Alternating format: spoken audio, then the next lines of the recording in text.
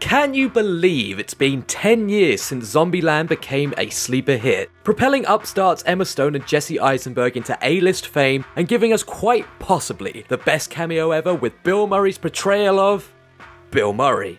The film's enjoyed a steady cult following over the years, and patient fans have been rewarded with a sequel in the form of Zombieland Double Tap. Set about a decade after its predecessor, the movie reunites the core four of the cast, now shacked up in the White House, and having to deal with evolving, stronger zombies, as well as their own human inner conflicts. But in an age in which studio comedies aren't the commercial powerhouse they once were, would Zombieland Double Tap live up to the hype, or is it already consigned to the graveyard, an undead relic of times gone by? Watch on to find out.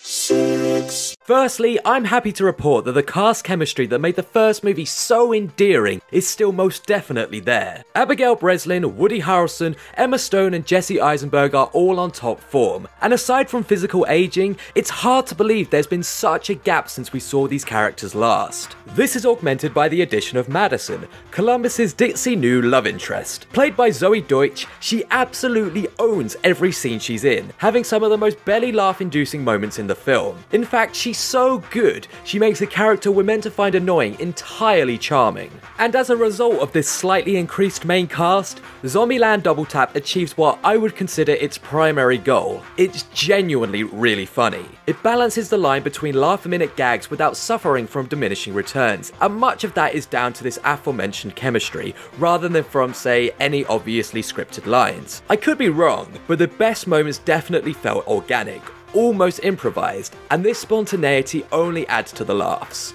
Zombieland was originally meant to be an ongoing sitcom show before it ever hit the silver screen, and those roots are still very much evident. With all that being said, this sequel isn't quite perfect. A lot of the plot beats and jokes are either rehashed from the last film or not explored more than superficially. For example, instead of Twinkies, Tallahassee's new obsession is Elvis and Graceland, and we're even given the classic Shaun of the Dead bump into your doppelgangers gag. That's not to say these jokes aren't funny, they just feel a little safe. On that note, the only other real critique I have for this film is the climactic final sequence. Without diving into spoilers, it is reminiscent of the first film's finale, except where that film felt raw and oddly believable for such an irreverent film, this felt an awful lot more contrite, and to use the word again, safe. And as I wrap up this humble review, that's the overriding feeling I get from Zombieland Double Tap. It leans heavily onto what made the first film so iconic, without taking any major risks or left turns. That isn't to say it's a bad movie. If you enjoyed the original Zombieland, you're bound to enjoy this too. Will Zombieland Double Tap ever be considered iconic?